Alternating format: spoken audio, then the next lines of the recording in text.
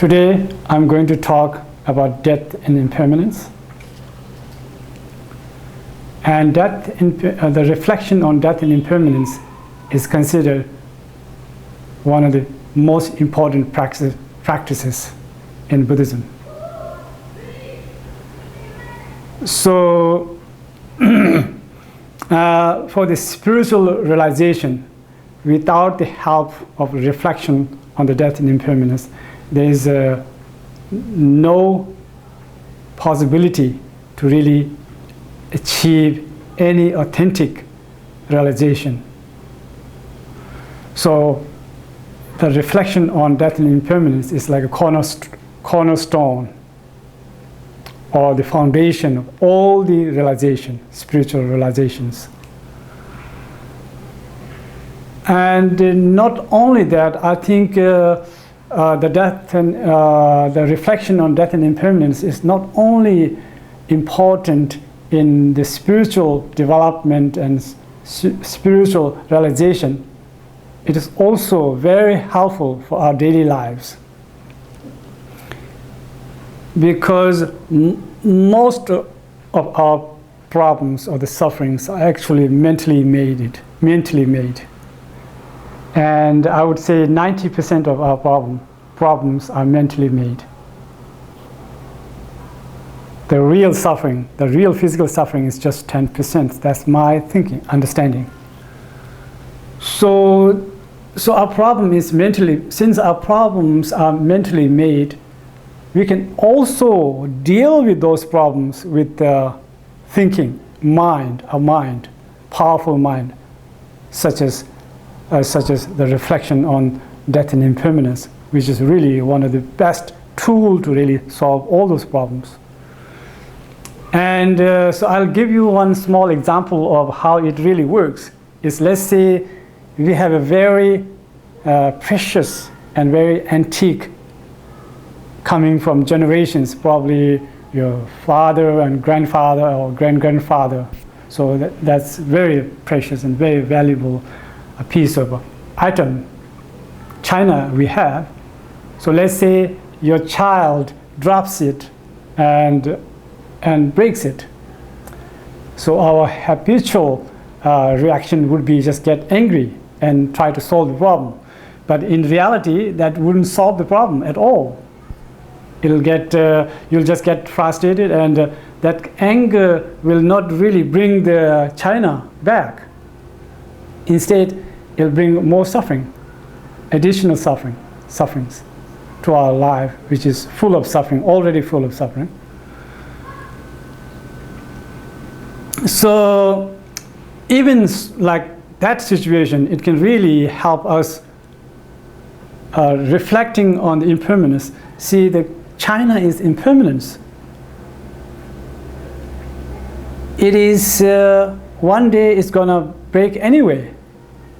And also, if you think that way, let's say these precious things and all the wealth, money, and your position, your fame, all of these, we will leave all of these one day. So it's just a matter of time. I think we put we exaggerate, and really we put so much emphasis and so much value for those things that are not really that much valuable in reality. So thinking on that, let's say now you can think this piece of china, of course, is really wonderful, is precious, but it is its nature that it will break one day. Or I will leave this china, precious china, behind before it breaks. So sooner or later, we will be separated from this. So instead of hurting your child's feeling and getting angry yourself, I think if you just let it go and reflect on the impermanence, I think that will be very helpful for the family and family's welfare, and so on, like that, even small things. And also reflecting on death and impermanence really balances our emotion. We have tremendous emotion. You know, if things goes well, our emotion is so high, so joyful, and it goes high and higher and higher and higher. And something goes wrong, it goes down all the way to zero. So this is also a problem of not really understanding the reality, or the lack of understanding, or the lack of the reflection on the death and impermanence. So let me give you tell you a story. There was one yogi, and that yogi was, of course, meditating on death and impermanence, and he got really high realization on the death and impermanence. So one day, a messenger came to him and said, Sir, I have bad news for you. And he said, what is it? And he said, your mother has passed away because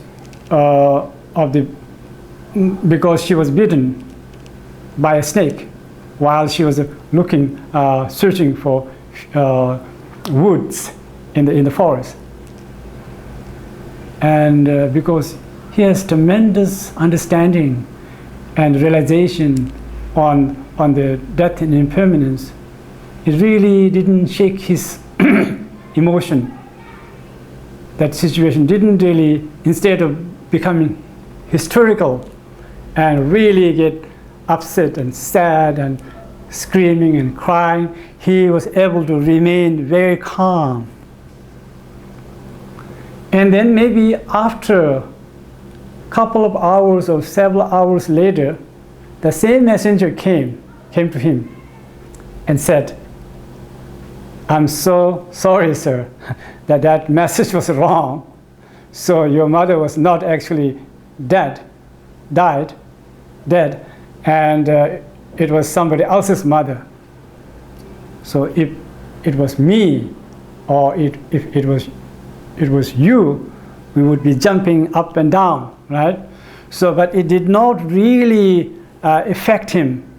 He was not jumping up and down because he understood the reality. He understood the nature of the death and impermanence. So like that, so it will keep us really balanced. The more you get excited, the more we will get sad, because the excitement doesn't really remain there. It will go down. As it goes down, we will suffer more. So like that. So it will really not only help in the spiritual development, but it will also help us face lots of difficulties in our daily lives. But my main topic I really want to talk is 8 dissolutions, the death process that we all go through. So speaking on that, first I would like to tell how our body is made out of. So our body actually consists of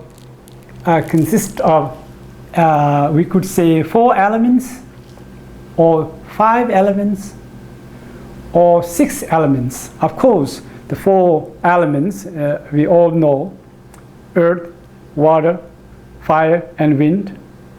And then if we add a space element, then that's the 5th element. And then if we add consciousness element, so that's then it would call the 6 elements. So, so our body is actually consists of the 6 elements. So when those 6 elements, especially the first 4 elements, when these 4 elements deteriorates, when they lose its power, then we die. We die. So the first dissolution is when the earth element dissolves into water element. So these 8 dissolutions, actually, 8 dissolutions, especially the first 4 dissolutions, have 2 signs. Each of them have 2 signs. Let's say when we die,